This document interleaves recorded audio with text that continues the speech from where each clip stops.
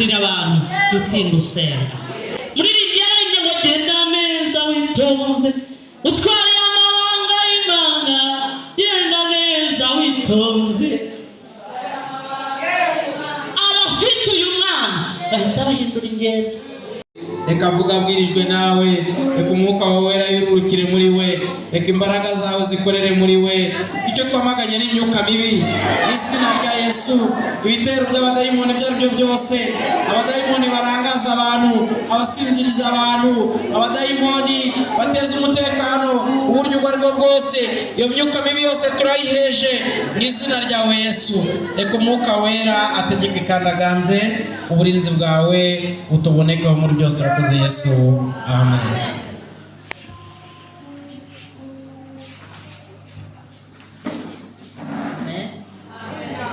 Turambure Bibiliya, urwandiko rwa mbere rwanditswe na Yohana, turasoma ibice 5, dusome n'umurongo wa 12, kandi turaza gusoma igitabo cya mbere cy'Abami ibice 3 umurongo wa 18 tugeze ku murongo wa 21. Ayo magambo y'Imana ni tujye gusoma mu izina rya Yesu.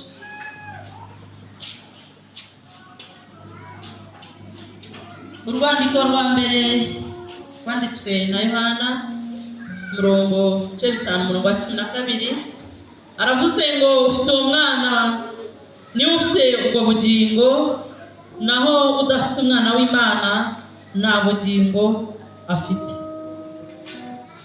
Tugende dusome igitabo cya mbere cy'Abami ibice byaho 3 umurongo wa 18 tugeze ku 21.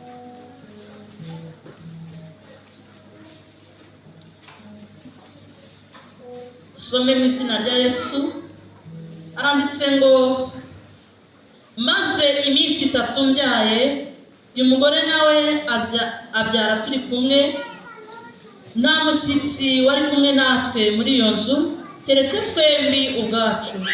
Ariko nijoro umwana w'uyu mugore arapfa azize yuko yamuryamiye. Icyo gicuku arabyuka amuha umwana mu gituza, ubwo umuja we nari nsinziriye amuryamisha mu gituza cye, wa wundi wapfuye amuryamisha mu gituza cyanjye. Mbyutse mu museke konsa umwana nsanga yapfuye, ariko mu gitondo mutegereje mbona ko atari umwana wanje nibyariye. Imana itugirire neza. Ijambo ry'Imana tugiye kuganira rifite umutwe w'amagambo uvuga ngo umwana ufite aje kugukiza kuko se arize. Amen. Umwana ufite aje kugukiza kuko se arize. Nanjye ni umubyeyi mfite abana, ariko bene data twese turi Abanyarwanda, turi hano turareba. Hari ukuntu umukobwa agira ibibazo, tubyita ibibazo, agatwara inda. Ntabwo aba yaretse kwiterwa n'umugabo, ariko umugabo ntiyemere kwigaragaza ngo avuga ati ni njye nyirinda. Akamubwira ati genda urindagire n'ubundi ntushobotse. Umukobwa yagera iwabo bakamubwira bati ntubihingutse, ntuhingutse icyo kintu wa mukobwa we. Hariya duturanye ejo bundi babazaniye inkwano, ababyeyi bari bakenyeye bavuza impundu, umukobwa wabo tumujyana ku mugabo aratwite, yarabyaye, twagiye kumuhemba byari umunezero. None wa mukobwa we ntuhingutse, ijambo ryo kuvuga ngo uratwite, nta mugabo nta mukwe dufite. Uyu mukobwa cyumva nyina bimwongoreye bariyo mu gikari, atangira kugenda cye, agasaka imyenda minini ituma mu nda bitamenyekana. Kandi mwibuke ko abatangiye no kurenganyiriza uyu mwana mu nda, kuko umwana afite uburenganzira bwo kwisanzura, uruhare aba yagize mu by'abana. Uyu mukobwa akabikora uko, igihe kikagera yemwe harimo n'abababyara, akabura igikoma, akabura igiteje, akabura igitambaro cyo gufata mu wa mwana. Hari impamvu y'uko abo bakenye, hari n'impamvu y'uko bamuhimye bakamwihorera. Uyu mukobwa agatesa arateseka, isura yari afite ikagenda, amavuta yo kwisiga akayabura, ibitambaro byo gufata umwana akabibura. Nigeze mbona umuntu umwe tugiye gukingiza afashe umwana mu gatenge gashaje gashanyutse ari hariya bakingiriza. Icyakoze ngira umutima ndamubwira ngo tuze kuvugana. Ndamubaza nti ufite umutware? Arambwira ngo aramufite. Imana iturindira abasore, turindire n'abagabo batamera nk'abadahari, ntibahagarare mu nshingano. Umugabo wese udahagaze mu nshingano ze ubwo yasenga ate ijuru ntazarigeramo, kuko yasavuje umutima w'umugore we. Ibyo nakoze sinjya kwirirwa mbivuga, ariko ndagira ngo mbabwire ngo umwana udafite se uzi guhagarara ngo yigaragaze arateseka. Umubyeyi wose arasonza, iyo atabonye igikoma kugira ngo abone amashereka biragorana, ndetse abakobwa bavuga amashereka ava mu byo umubyeyi aba yariye. Iyo utabonye ibiryo bihagije ubwo umwana abona iki? Ni ikibazo gikomeye. Ariko ndagaruka ku nkuru y'umugore watwaye inda agatwita, akagira aya mahirwe yo gutwita mw'ababyeyi, agatwita afite umugabo ndetse bombi bashaka umwana. Ku kwezi kwa mbere bakimenya ko batwite ibiryo birahinduka. Umugabo akamubwira ati wa mugore we utazankoza isoni ugiye kubyara, ngaya amatunda, ngiyi imineke, ngizi inanasi, ngaya amapapayi, ujye utora icyo ushaka. Yataha akavuga ati ko mbona bicyuzuye, wariye ibingana iki? Uragira ngo uzabyara umwana udashyitse? Maze umugore dore ngarazana amata. Amen. Umva akamubaza ati urashaka sosoma? Urumva ubashaka? Ati ndumva nabishobora. Ufite umufata ijosi ararigonda, avuga ati kano sinkarazi. Ariko se urashaka iki? Shaka fanta. Yayizana kino gicupa ni gito, shaka cya gicupa kinini, rwa rundi runini rurerure nirwo ndi kumva ashobora sheri. Umugabo ntabwo arya, ariruka akajya ku ruguru. Ese ndababeshya? Umugabo yataha agatanga ipaki y'amandazi kugira ngo umugore adasonza.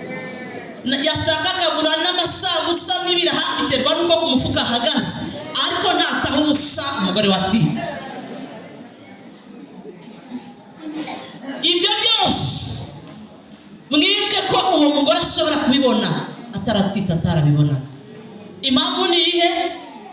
Ni umwana urimo. Muvugire ngo umwana. Nigeze kumva ubuhamya bw'umudamu wanteye agahinda. Yashatse ari n'imfubyi, agezeyo babura urubyaro. Iminsi irahita indi iraza, mugabo aramubwira tumva madamu sinshoboye kwihangana, subira iwanyu ngiye kuzana umugore ubyara. Byari byoroshye? Uyu mugore nta ruvugiro nta jambo yari afite.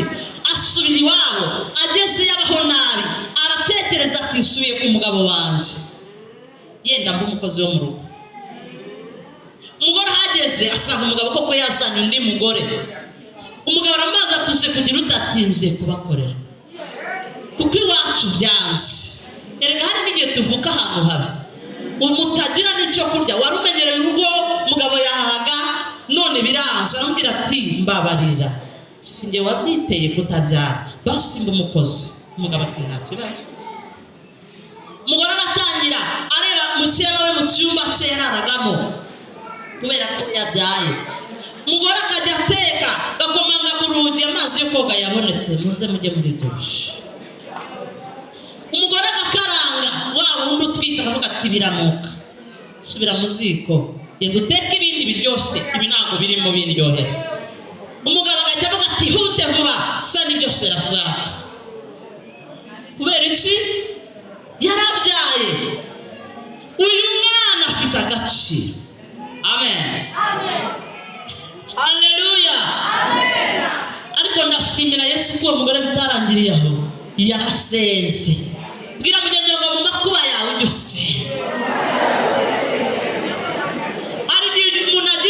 ibibazo atabasha kuvuga. Abisirayeli ngo byigeze kubaho ngo kuvuga biranga baraniha, ariko ndashimira Yesu kuniha kujya kugerayo, ngo ndetse kuniha gutuma Imana yibuka. Uyu mugore ngo yaranishe, yarakiranutse abakorera ibyo basaba, ariko ajya niha yiherereye. Data arakora, umunsi umwe umugabo aza kumukumbura amukumbuye nawe amutera inda. Akiyimutera, abo bagore bombi ntawe wari warasezeranye, yahise abari washyira mu murenge. N'abana b'uwa mbere wa wundi waje nyuma abamwandikaho, ubu niwe mugore. Mujye musenga, haleluya. Ntugatinde urakarira abantu, utinda usenga. Uyu mugore ntiyarakariye umugabo, ntiyarakariye mukeba, ntiyagiye mu matiku, yagiye mu mwuka. Ahamagara irengera abantu batagira kirengera, irangije iraseruka. Ijambo twasomye ryatubwiye ngo uwo mwana niba umufite, humura isaraje. Ise w'umwana ageze ati, uziko umugore abyara yari mwiza, afite agasura, akagenda itayi igahinduka. Narababonye, siniriwe ntunga intoki. Isura igahinduka, ukabona nawe wahindutse, wabaye ikintu ukuntu. Ariko kubera wakuvuyemo, umugabo ntashobora kuvuga ngo subirayo dore wababaye mubi. Aravuga ati uyu mwana tumurere neza, ejo hari icyo azatumarira. Kandi ndagira ngo mbabwire abagore, nimushaka dushimiye yaduhaye kubyara, agaciro dufite n'abana twabyara. Birashoboka ko iyo utarabyara uba utakiri hariya, ariko hari n'igihe umugabo arakara, umwana yamubwira ati papa, akamukubita agashyi ku itama, ukabona arasetse. Hari n'abagore utinya kubwira umugabo ikintu, ukongera umwana utibwira se, papa wawe wamusabye iki, umubwire ko mukumbuye akanyama. Se ndabeshya, ndabeshya. Reka rero tuve muri izo ngero, narindi kubaha ingero z'ibyo tuzi, kuko ibyino bishushanya iby'iwacu. Bibiliya yambwiye ngo ufite umwana w'Imana, umwana w'Imana. Ubwo niba dufite umwana w'Imana, ise ninde? Ngo mumbabarire tuganire. Ise w'umwana ninde? Imana ishobora byose. Narivuze ngo muri Bibiliya yaravuze ngo ujye ku mucamanza yambonye amaraso, ntashira urubanza rubi, ajya ngirira imbabazi. Mu yandi magambo, iyo tubonyeho uwo mwana, iyo tubonanye umwana, ajya agira impuhwe. Uzi ko hari abagore baba bakubitwa iyo batarabyara, umugabo akabangura urushyi, akabona umwana aramureba, akareba hirya ngo umwana atanabimenye. Si ubwo ndababeshya? Nari mbabwiye ngo impuhwe n'agaciro dufite ni ukubera uyu mwana dufite.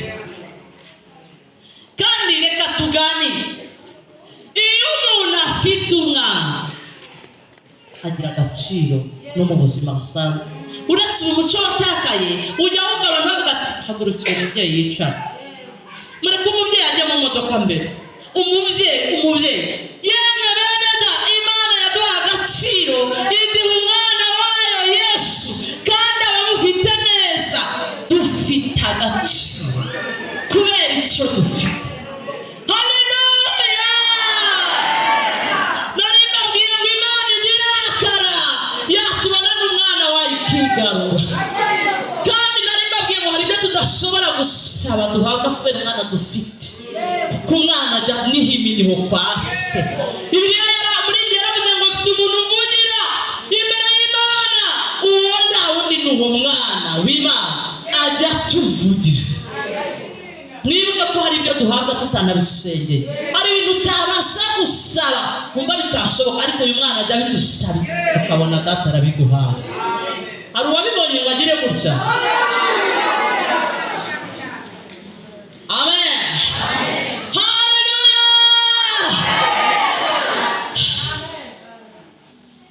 Reka nze turebe umubyeyi ufite umwana ukibyara, ibintu birahinduka. Reka nze mbabwire, iyo umuntu atarabyara, iyo ashatse yambara agakanzu uko abyumva, nataye bimeze neza, agatibika yiruka, ariko iyo wamaze kubyara ushyiramo igiteje. Nta nubwo wagenda wiruka ugatura umwana hasi, uwakubona wiruka uhetse umeze nk'uwasaze yavuga ati mubyeyi, nta babyeyi mugira bakuganiriza. Umubyeyi agenda neza. Muri rijyanye ngo genda neza witonze, utwaye amabanga y'Imana, genda neza witonze. Abafite uyu mwana bahita bahindura ingendo, ko wagenda utaramubona bihita bihinduka. Reka nze mbabwira akandi kantu, ubuyobozi buhinduka bw'umwana. Waba wiruka ugiye muri korari koko ukajya kubona ukabona umwana hari uko bigenze ari mu rugo ariyanduje amaze no kwambara, ukirukanka n'iyo myanda, cyangwa umwana akubwira ati icara banza ugirire neza. Niko kazi ka mbere wahawe. Muri korari n'ukererwa bakakubuza kuririmba wihangane ntungane. Umwana agira ate? Arakuyobora. Noneho hari ukuntu ugenda umwana akarira ashaka konka, uravuga ngo ndihuta. Inzira yose umwana arira agahogora agasarara, uricara. Abo mwari kumwe bati ko amasaha afashe utime mugenda, ndaho umwana ibere. Ubuyobozi ni ubwande. Abantu babonye uyu mwana w'Imana bayoborwa n'uyu mwana. Iyo avuze ati kora iki, baramwumvira bakagita. Iyo avuze ati nyura, baramwumvira bakahanyura. Mbugira ngo mwene abo bafashe umwana neza. Ese umwana araje. Amen. Tugaruka kuri ya nkuru, wa mukobwa wabyaye umugabo akirengagiza. Reka tugaruke tuvuge yuko yenda yarazi ko umwana atari uwe. Rero aravuze agatima karaje kandi yifite no kwikofya, atereka njye kureba ko uyu mwana dusa ndebe karuwaje. Rero akaguhamagara, yari yaretse kukuvugisha ati ejo nzabasura. Uriya ngano gateka ukitegura akaza. Iyo ahageze akitegereza, agahera ku birenge akabona amatwi niwe, amaso niwe. Aravuga ati umukecuru ngwino hano, mwakoresheje ibintu bingana iki mufashe uyu mukobwa? Ndashaka fagitire y'ibintu mwakoresheje. Aravuga ati nitwara nawe umwana bazamunyima kandi ari amaraso yaje. Hari igihe ujya kubona ukabona guhaye 100 cyangwa 200 biterwa n'ayo afite, agatangira kugura inzira agacinyimo. Hari n'igihe avuga ati mwambabarira mukanshi biguzi, ese nzane inkwano ejo njyana n'umwana na nyina. None se ntibibaho? Ubwo se mukecuru nubwo wari wararakaye, iyo se umwana hageze umujinya ntugenda. Ariko ati mbugira ngo se umwana araje. Se umwana yaje asiga bikema. Muri iri teraniro hari abantu bagifite uyu mwana. Umva nari mbabwiye ngo se w'umwana. Ariko mama, ise w'umwana ntakene.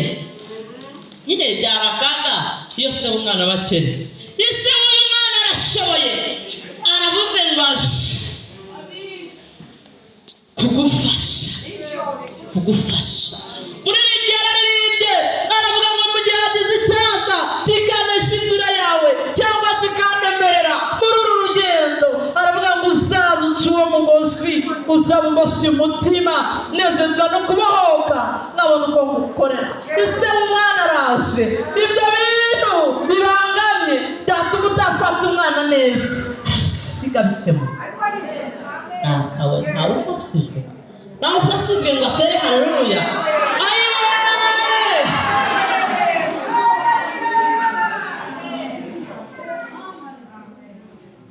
Narindi mbabwiye umwifato w'umubyeyi. Umubyeyi ntasakuza, kuko ushobora gusakuza ugapanga umwana arisinziriye. Ushobora gusakuza agahinda uribuze cyane karashika ukabona karakanura ukamukanga. Oya, umubyeyi mbese ntapfa gusakuza ngo vuyanga mbere. Oya we, umubyeyi ufite umwana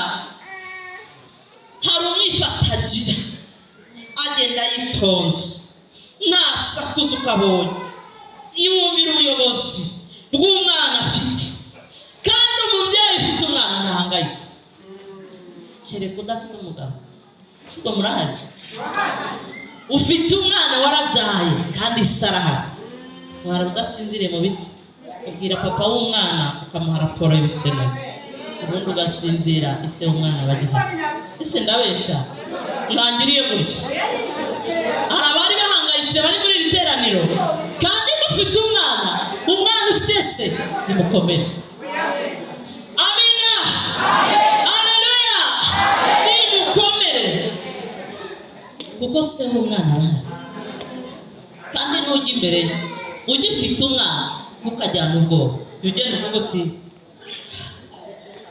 hari ibyo umwana akeneye uvuge ufite icyizere kuko ibyo dusabanye kwizera Yesu yaravuze ngo mwizere ko munabona amen twasomye inkuru y'abagore basinziriye maze abana bagira ikibazo muri iri teraniro hari abantu bari bafite umwana barangije bafatwa n'icyitwa ibitotsi bimaze kubafata baryamira umwana arapfa tutagiye kuvuga abatarabona umwana abo bakeneye kumwakira ariko hari n'abari bamufite baramubyamira niba hari agahinda ka mbere ni ukubona umugore waryamiye umwana mbe bagabo uratashye umugore yarabyaye igikoma warakimuha ibitenge waraguze umugore yasinziriye aryamira umwana wamubabarira nubwo ari sheri nubwo bakoye nubwo umukunda ngo sheri ngo narisinziriye ngo ndamuryamira yapfuye bagabo bitonda bagabo bene data wamwihorera uzi ko niyo aba ari umushumba yahita aguhereza urushyi umugore atiyutse akaryamira umwana agapfa none bagabo ko mwarakara n'abagore bari bati natwe twaraka n'abagore baseka mugenzi wabo murebe Imana data irebye umugore wo muri iri teraniro umuntu waryamiye umwana akamwica muri iri yararirimbye haravuga ngo arababara Yesu iyo usubiye inyuma ukamukora mu nkovu kongera ukamubamba hari igihe wongera ukamwiyicira ukamusomba yamisuma ayiwe Imana data yareba ikabona uri umugore waryamiye umwana waramunize kibabaza nuko umuntu agumya akabyina ariko yarishe umwana hari ibimenyetso biranga uyu muntu waryamiye umwana icyambere na mbere ni urusaku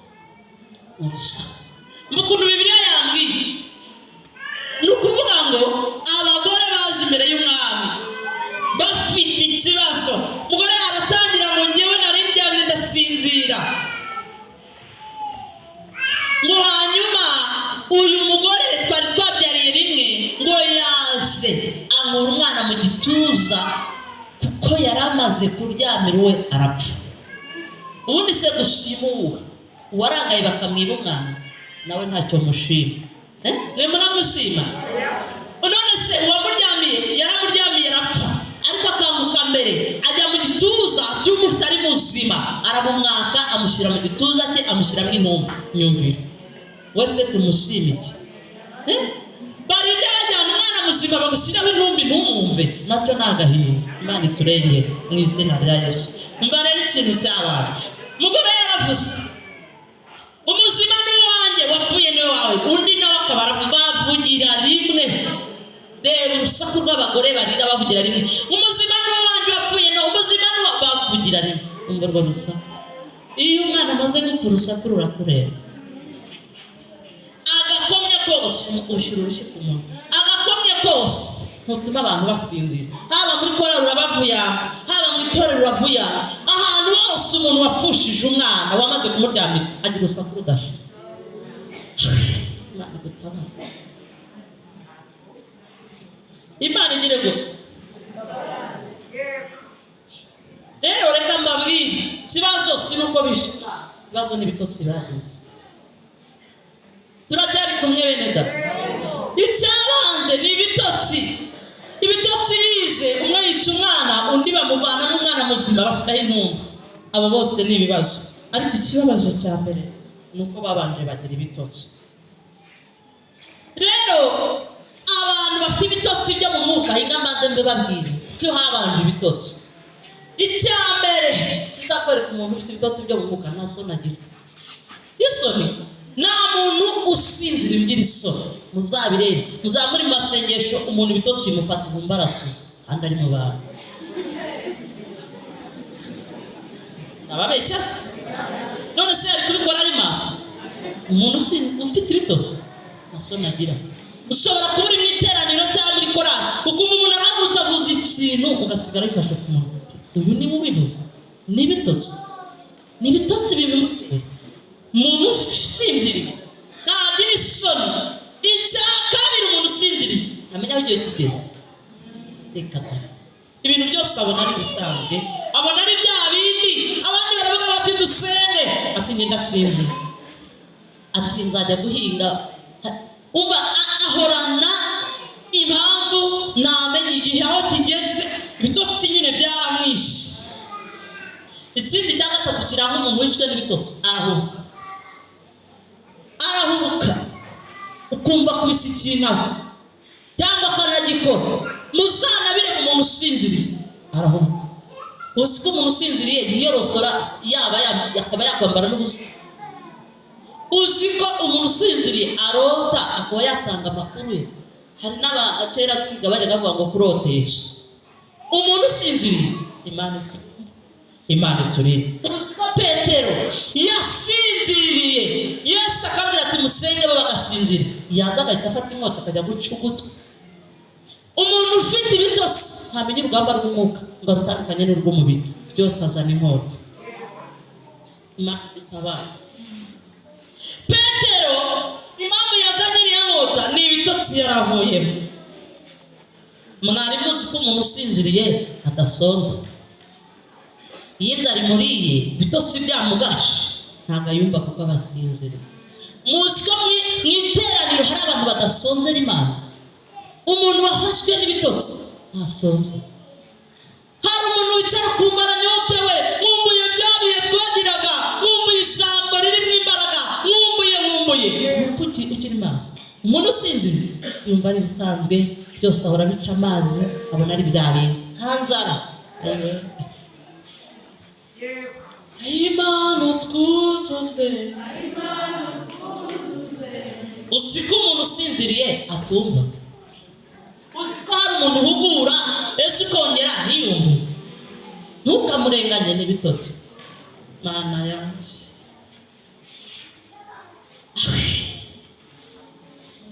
wari uzi ko umuntu usinzira atamenya icyo agomba gukora?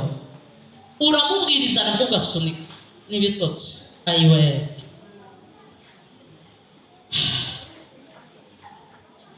tujye gusenga. Imana ifite agahinda k'abagore baryamiye abana. Imana ifite agahinda k'abagore baryamiye abana. Imana ifite agahinda k'abarangaye bakabakuramo abana bazima bagashyiramo abapfuye. Imana ifite agahinda. Nababwiye ikimenyetso kimwe abagore bagaragaje cy'urusaku rurerure.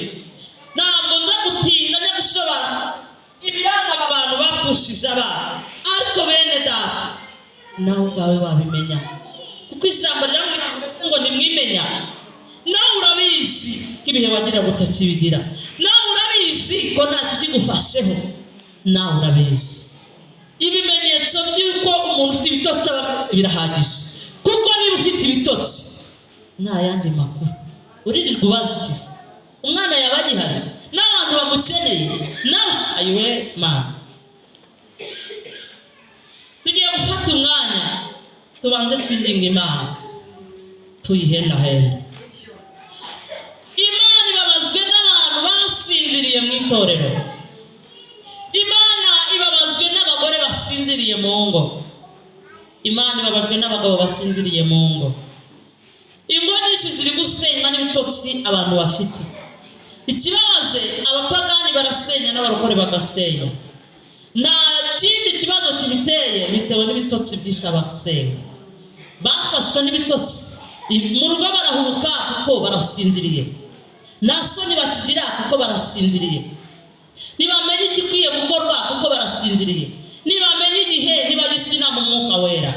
Icyo ni cyo kibazo gitumye ingo ziri gusenyuka. Urubyiruko rwinshi rurasinziriye, ntibibaza, ntibamenya icyo bakwiye gukora. Iyo babonye abandi birukanka nabo bariruka.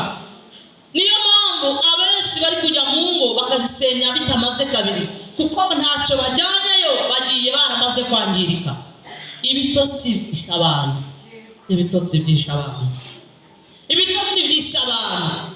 Abantu bishwe n'amaganya, abarokore bishwe n'amaganya, kubera ko batakivugana na se w'umwana, kubera ko batakibona umwana. Nta butabazi babona, babukura hehe? Uza amaganya ari mu barokore. Hari n'ikindi ngiye kubabwira, uzi ubwoba abarokore bafite, yenda sabinaha ariko abarokore benshi bishwe n'ubwoba. Uzabimenya uti twirukanye abadayimoni, bagasakuza mu izina rya Yesu. Dayimoni itegeko, narivuze ngo dayimoni yirukanwa n'itegeko. Ubu uravuga mu izina rya Yesu n'abadayimoni bagasubiraho. Ubwoba bwisha abantu, nta mwana bafite, ntabwo bari kumva se w'umwana. Ntabwo waba ufite umwana ngo isarara atahageze, niyo mutabana arakuvugishije. Umufite umwana bene da ndababeshe, ariko mama hari ababyeyi bafite abana ngo mugire gutya. Haleluya! Ako mwarambuye amaboko tugaha Imana icyubahiro yaduhaye abana. N'imana Imana ko iyo utamufite wabona ubutaveshe utyo, wabona ubutari na hano, ariko bene da Imana yarakoze. Nari mbabwiye ngo niba ufitiye umwana ntiyaratakuvugishije, niba ufitiye umwana aguherereza atiganyiriza, niba ufitiye umwana hari byinshi aribwiriza. Rero umuntu ufite uwo mwana nta maganya, nta bwihebe, azi neza ko se w'umwana ashoboye. Kandi mu kanya muririmbyi yararirimbye aravuga ngo arazagushiraho inzira, arazagushiraho inzira, areba kuraho nabasha kurora, nzahora mwirira. Nubwo inzira idahari, ariko se w'umwana araza yishireho. Patawera zedobi eregestando payasi etopekeria. Yesu we, tugiye Imana kuko umwuka wera ararira. Iyo yitegereje ararira rwose. Ntabwo nzi ibihe umaranye iminsi, ntabwo nzi uko umeze, ariko ukwiye kongera ukisuzuma, hanyuma ukaza imbere ya data umwinshi. None n'inkinzi urubyiruko ngo mureke kugendera mu bigare. Ibigare byisha abantu. Duhangayitswe nuko abakobwa b'ubu urubyiruko bari mu itorero ntaho bataniye n'abari hariya hanze. Abasore bari mu itorero ntaho bataniye n'abari hariya hanze. Agakunga abandi bagira nawe uragafite, ibigambo bito isoni bagira nawe urabifite, ibiririmbo baririmba baceza nawe urabiceza, wagera no mu rusengero ugaceza, warangiza ngo ushaka urugo rwiza, uzarukura he? Itema umugabo azambuka ritinda gitunze, urugo rutegura uri umusore ntabwo urutegura warabigezemo. Iyo wifashe nabi, Bibiliya yarambwiye ngo uko wagize niko uzagenzwa. Hari n'abakobwa batinyuka gusenya ingo z'abandi, nawe nurwubaka bazarusenya. Ibyo wakoze bizakugaruka ku mutwe. Hari abasore benshi biyandaritse, umunsi uzagerayo uzabibona. Abo bakobwa uhemukira nawe uzahemukirwa. Imana irashaka ko abantu bakizwa wagendeye ku mahame ya Bibiliya. Bibiliya iravuga ngo uko wagenje niko uzagenzwa, uhemu wagize nawe uzabukorera. Mwene da, Imana irashaka ko abantu bakanguka, bakava mu bitotsi, barangiza bagatunga umwana w'Imana, bakaba bafite ubugingo. Ariko si ubugingo gusa, na nyir'umwana azajya batabara. Bibiliya irambwiye ngo bataranabaza nzabatabara, kandi bativuga zuba. Ijambo rirambwira muri Yesaya ngo nta ntwaro bacuriye kukurwanya izagira ikigutwara, kandi akanwa kose kazahaguruka kukuburanyuza isi kuko ari wo murage w'abagaragu b'Uwiteka.